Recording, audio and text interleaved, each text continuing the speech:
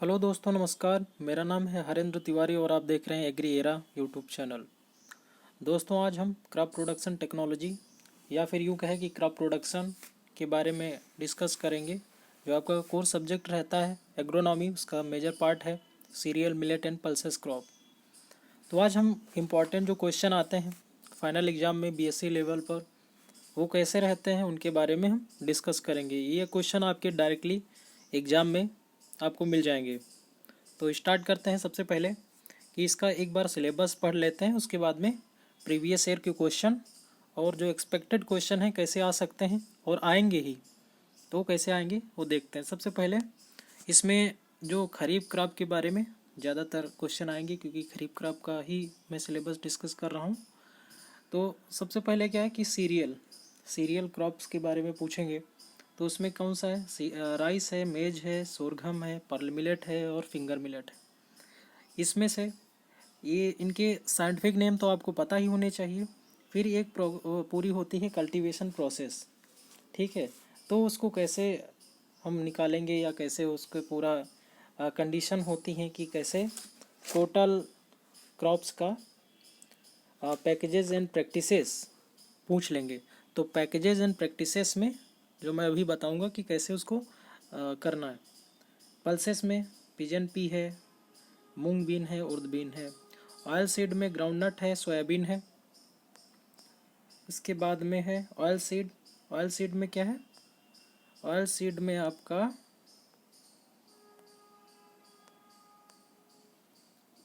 Groundnut है और soybean है। फाइबर क्रॉप में कॉटन है और जूट है।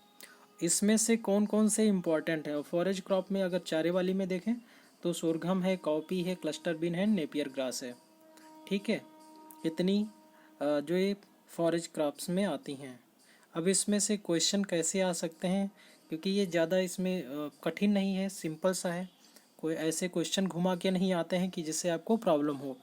बट इसमें रट्टाफिकेशन वाला थोड़ा काम ट्रिक ज़्यादा करता है, ठीक है।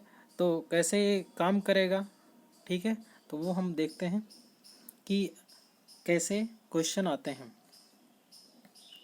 प्रीवियस ईयर में 2016 में जो क्वेश्चन आए थे लखनऊ यूनिवर्सिटी का, मैं पेपर डिस्कस कर रहा हूँ। इसी प्रकार से अदर यूनिवर्सिटी के भी पेपर आते ही हैं। तो इसमें क्या था कि कैसे क्वेश्चन आ सकते हैं, आए थे। What are cereals region in Uttar Pradesh, also write about the requirement for their cultivation and any improvement in their productivity.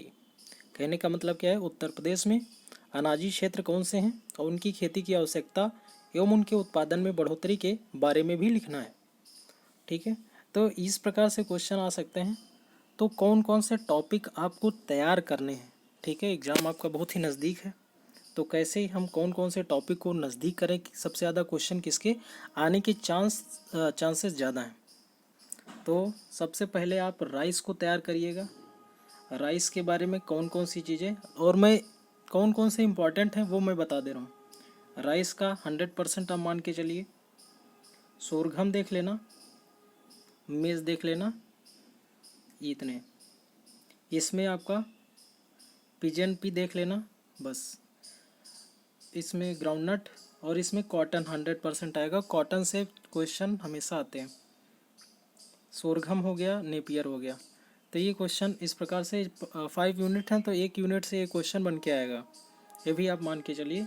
और कौन से क्वेश्चन आपको तैयार करने हैं टॉपिक, तो वो पैकेजेस एंड प्रैक्टिसेस अगर पूछता है तो कोई भी क्रॉप हो उसका आपको साइंटिफिक नेम पता होना चाहिए। साइंटिफिक नेम क्या है किसी भी क्रॉप का, फैमिली क्या है, फैमिली के अलावा क्रोमोसोम नंबर कितने हैं, ओरिजिन क्या है, और इसके बाद में आएगा इकोनॉमिक इम्पोर्टेंस। जैसे मैं सीरियल वाइज बता रहा हूँ वैसे ही आपको ठीक एग्ज़ाम में लिखना है। कोई भी क्रॉप आ जाए, कुछ भी पूछे, इतनी चीज़ें आपको पता होनी चाहिए जितनी भी क्रॉप हैं। साइंटिफिक नेम, फैमिली उसकी क्या है, क्रोमोसोम नंबर कितने हैं, ओरिजिन क्या है, कहाँ से हुआ है, और इकोनॉमिक इम्पोर्टेंस क्या है। इकोनॉमिक इम्पोर्टेंस का मतलब क्या है कि वो सीरियल क्रॉप है, पल्सेस क्रॉप है या फॉरेज क्रॉप है, उसका क्या रोल है, कैसे वो यूज़ की जाती है, कहाँ पर यूज़ की जाती है और उसका डिस्ट्रीब्यूशन, ठीक है। तो ये सब आ जाता है इकोनॉमिक इम्पोर्टेंस में। फिर उसके बाद में होता है अगर आपको टैक्सोनॉमी पता है तो वो सोने पर सुहागा हो जाता है कि टैक्सोनॉमी में कितना बड़ा प्लांट होता है, ठीक है, कैसे उसका जो फ्लावरिंग का हैबिट कैसा होता है, ठीक है, कितने स्टेमन पाए जाते हैं, पिस्टिल कैसा होता है, ये सब चीज़ें जो फ्लावरिंग जो फ्लोरोलॉजी है ठीक है, तो वो देख लेना। अगर वो नहीं आता है तो उसके बाद में इकोनॉमिक इम्पोर्टेंस हो गया। फिर उसके बाद में आता है वैरायटी।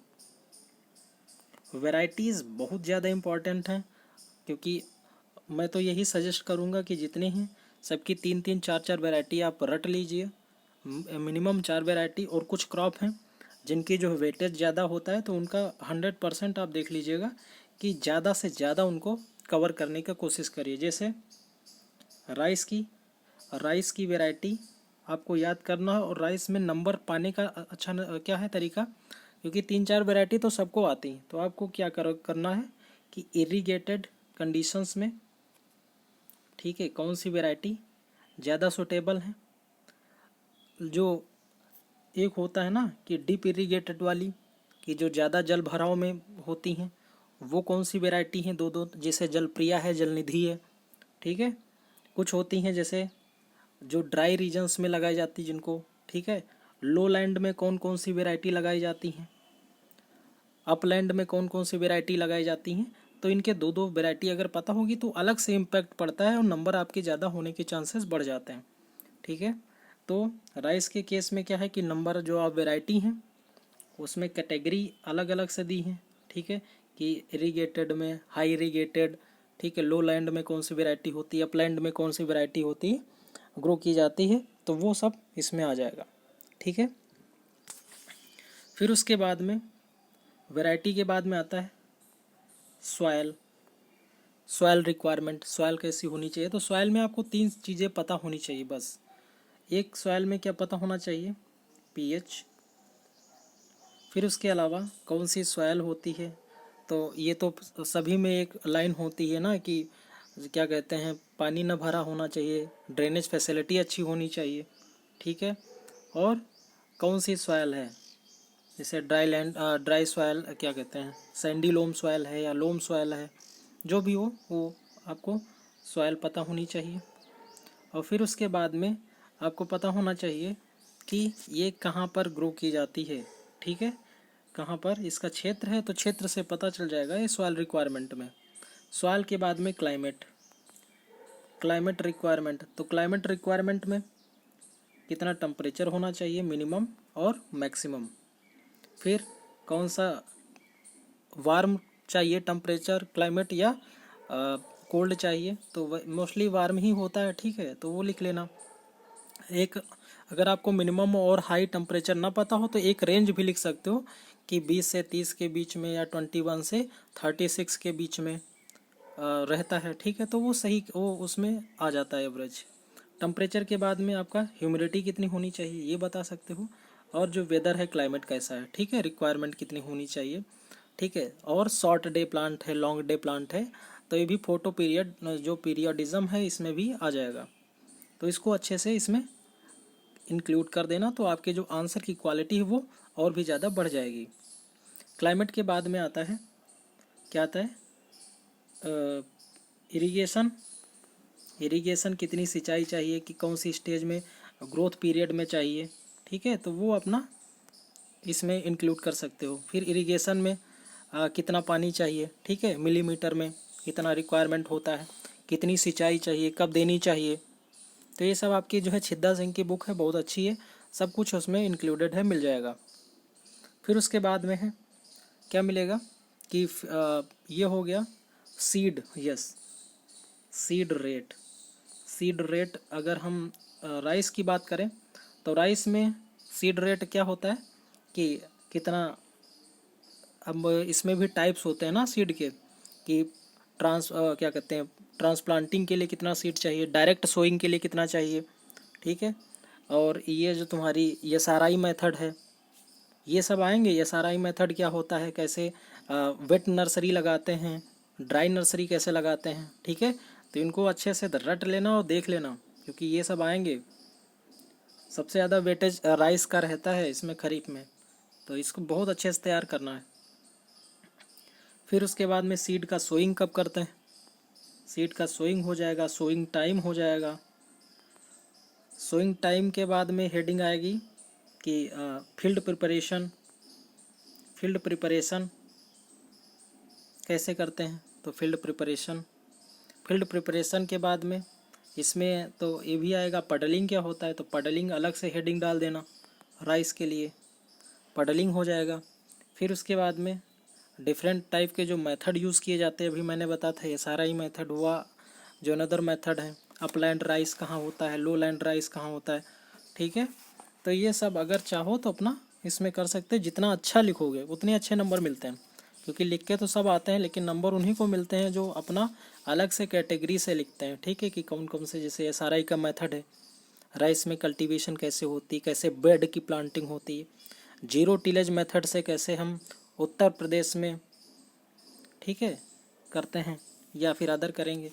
काला धान क्या होता है, ब्लैक राइस क्या होता है, तो ये सब चीज़ें आती हैं, ठीक है। तो इसमें देख लेना। वैरायटी में बेसिकली ये भी पूछ लेते हैं ना कि early variety, medium variety, late variety duration की कैसी है, मेथड ऑफ नर्सरी रेजिंग कैसा है, फील्ड को कैसे प्रिपेयर करेंगे।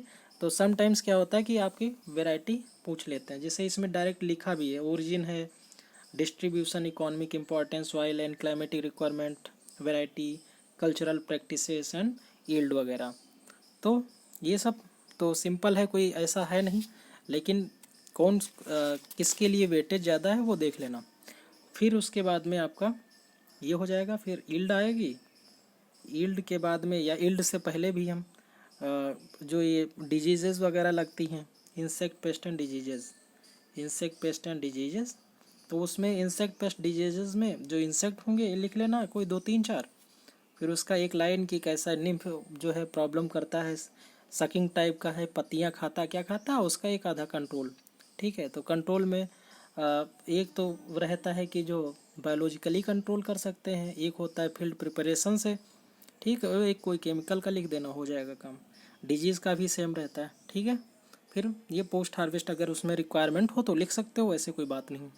बेसिकली अब क्वेश्चन नाउअडेज कैसे आते हैं कि अगर ऐसे आ जाएगा क्वेश्चन कि केवल क्रॉप दे दिया और उसका बता देंगे कि right the packages and practices of this crop, तो आपको ये सब चीज़ें लिखनी है। अदरवाइज़ वो फॉलोइंग हेड करके डिफरेंट टाइप के जो उसमें सब हेडिंग दे देते हैं, जैसे सीड रेट लिखो, वैरायटी लिखो, डिस्टेंस लिखो, ठीक है, या फिर climate requirement of this, climate requirement के अलावा जो है सॉइल रिक्वायरमेंट एंड वेराइटीज़।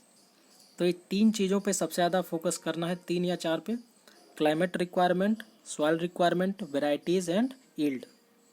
और इसके अलावा मैंने जो स्टार्टिंग में 4 चीज़ें बताई थी, कौन कौन सी, chromosome number, botanical name, family and economic importance, origin, इतनी चीज़ें पता होनी चाहिए, बस इसी में आपका कल्याण हो जाएगा, ठीक है। फिर इसके अलावा ये सभी में रहता है, जितने भी क्रॉप रहेंगी, पिजन पी सबकी कुछ अलग अलग से प्रैक्टिसेस हैं, तो आप सब लोग पढ़े ही होगे, अच्छे बच्चे हो तो अपना देख लेना। फिर इसके अलावा अदर से क्वेश्चन कैसे बन सकते हैं, ठीक, तो अदर से क्वेश्चन कैसे बनेंगे, ऐसे बनेगा कि right botanical names, comma origin and economic importance of following crops, और उसमें 4 6 जो है 4 5 जो है क्रॉप का नाम दे देंगे, जैसे पिजन पे दे दिया, पीनट दे दिया, या फिर तुम्हारा ग्राउंड नट दे दिया, सोयाबीन दे दिया, कॉटन दे दिया। फिर उनके सब ये सब फॉलोइंग हेड पे लिखना पड़ेगा।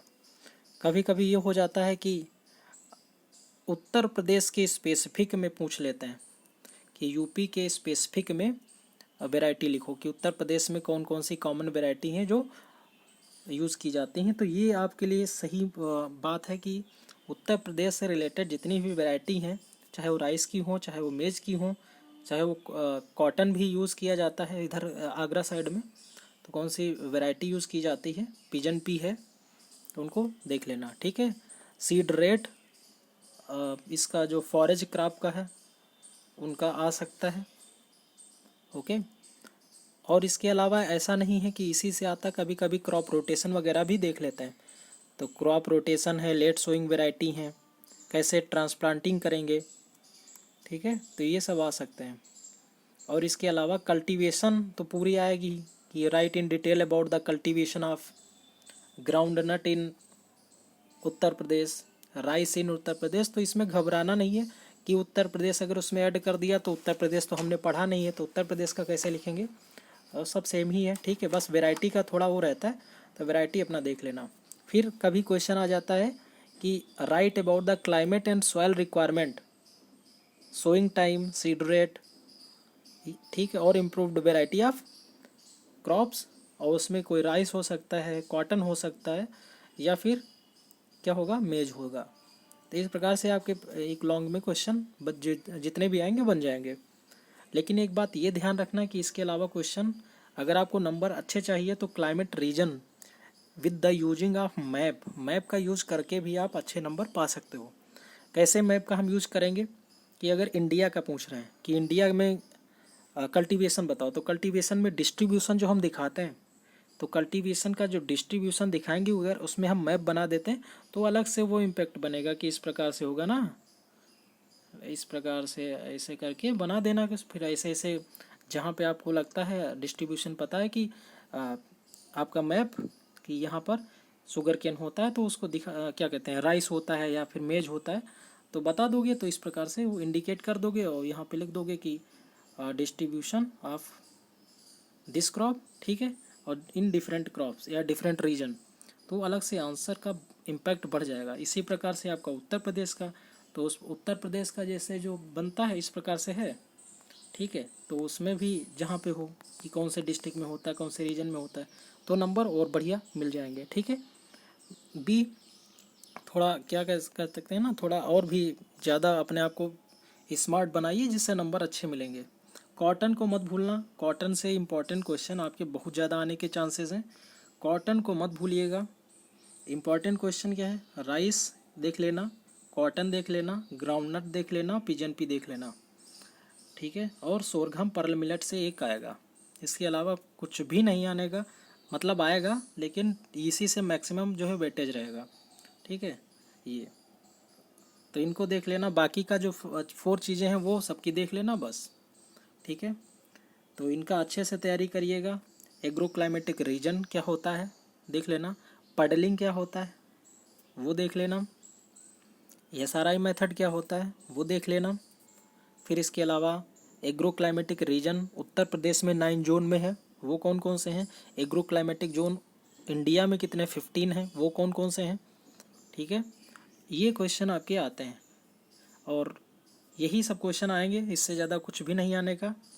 और अगर आप इसको अच्छे से देख लेते हो फॉलोइंग हेड ही आएगा, तो एक बार मैं फिर से इसको रिपीट कर दे रहा हूँ कि कौन कौन से आपको हेडिंग तैयार करनी है, कोई भी क्रॉप है जिसको आपको लगता है कि सबसे ज़्यादा इम्पॉर्टेंट हैं, आ सकती हैं, तो उनके बस इतनी चीज़ें याद करना है।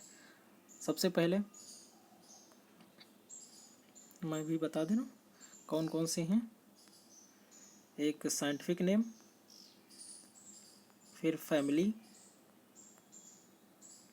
फिर CHR नंबर मतलब chromosome number, then origin, origin के बाद में इकोनॉमिक इम्पोर्टेंस, इकोनॉमिक इम्पोर्टेंस के बाद में फिर क्लाइमेट रिक्वायरमेंट कितना है, क्या है, या कुछ भी हो, सॉयल का है, सॉयल रिक्वायरमेंट, फिर वैरायटीज़, वैरायटीज़ में इम्प्रूव्ड वैरायटी कौन सी हैं, और कल्चरल प्रैक्टिसेस, कल्चरल प्रैक्टिसेस का मतलब ये होता है कि सीड रेट कैसा है, सीड रेट, सीड सोइंग मतलब मेथड कौन से हैं, sowing time, intercultural practices, intercultural practices में अभी मैं भूल गया था कि वो weed management, weed management, any other method use किया जाता है जैसे अर्थिंग है, ठीक है, तो ये भी अगर यूज़ की जाती है तो उसको भी कर सकते हो इंटरकल्चरल में, कैसे वीड को रिमूव करोगे। देन इरिगेशन रिक्वायरमेंट, कितनी सिंचाई चाहिए, कब चाहिए, कौन कौन से हैं, ठीक स्टेज में दी जाती है, राइस में ही पूछ लेते हैं, मेज में आता है और किसी में नहीं आता है, तो ये हो गया इरिगेशन। फिर इरिगेशन के बाद में अगर ग्रोथ रेगुलेटर्स का यूज़ किया जाता है तो किया जाता है, नहीं किया जाता तो कोई बात नहीं। फिर उसके बाद में आपका ईल्ड आ जाएगा, और ईल्ड से अगर पहले लिखना चाहो तो ये हो ईल्ड आ जाएगा। और भी नहीं आने का कि इंसेक्ट पेस्ट डिजीज़ का, क्योंकि आपके सिलेबस में दिख नहीं रहा है, लेकिन फिर भी अगर देखना चाहो तो एक आधे इंसेक्ट का लिख सकते हो पूरी प्रैक्टिसेस में, तो वो आपके आंसर को और भी ज़्यादा बढ़ा देगा। ठीक है, इंसेक्ट पेस्ट एंड डिजीजेस का। तो ईल्ड हो गया, हार्वेस्टिंग एंड ईल्ड होता है, तो हार्वेस्टिंग पहले लिखोगे, फिर देन ईल्ड कितनी होती है, बस इतना आपको देखना है, कोई ज़्यादा नहीं, बहुत सिंपल है। ठीक है, तो इसको आराम से लिख सकते हो, इसमें भी कोई प्रॉब्लम नहीं होनी चाहिए। ठीक है, अब जैसे मेज आ गया, तो मेज के अगर जितने भी जैसे सैकराटा हो गया, कौन कौन फ्लिंट कॉर्न है, ठीक है, स्वीट कॉर्न है, तो ये जब लिख दोगे ना तो इसका साइंटिफिक नेम लिख दोगे, अलग से लिख दोगे, जो 6-7 टाइप के होते हैं, तो अलग से आपका आंसर इम्प्रूव हो जाएगा। ओके, तो ये सब आपको अपने आप थोड़ा इनोवेटिव बनना पड़ेगा, और इससे आप अच्छे से नंबर कवर कर सकते हो। तो यहाँ इतना तक था, हमें लगता था कि ये इम्पोर्टेंट है। ठीक है, तो इसको अच्छे से देख लीजिएगा, बहुत अच्छा है। और स्पेसिंग भी आती है। ठीक है, तो स्पेसिंग भी देखना। न्यूट्रिएंट मैनेजमेंट, यस, ये तो मैं भूल ही गया था, न्यूट्रिएंट मैनेजमेंट भी देख लेना कि कौन कौन से न्यूट्रिएंट इसमें NPK कितना पड़ता है, फर्टिलाइज़र रिक्वायरमेंट। ठीक है, तो फर्टिलाइज़र में कितना FYM चाहिए, तो फर्टिलाइज़र में अगर आ जाएगा तो ऐसे लिख लेना, FYM nitrogen, phosphorus and potassium कब चाहिए, कितना चाहिए, ऐसे 10 से 15 टन ही रहता है। ठीक है, आँख मूंद के, और इसका जो है 120 60-40 का राइस का रहता है, मेज का जितना हो। ठीक है, तो ये आधे देख लेना। कॉटन ज़रूर देख लेना, कॉटन की 4 स्पीसीज आती हैं, और इसमें जैसे अमेरिकन कॉटन है, कौन सा हाइब्रिड कॉटन है, तो ये देख लेना, इम्पॉर्टेंट है कॉटन। ठीक है, जूट में रेटिंग क्या होती है, ये आ जाता है क्वेश्चन। तो ये सब अपना लिंटिंग क्या होती है, डीलिंटिंग क्या होती है कॉटन में, तो ये सब छोटे छोटे बन करके शॉर्ट नोट, फिर एक लॉन्ग जो है नोट्स का मतलब क्वेश्चन बन सकता है। ठीक है, तो ये सब तैयार कर लीजिएगा। ठीक है, थैंक यू सो मच।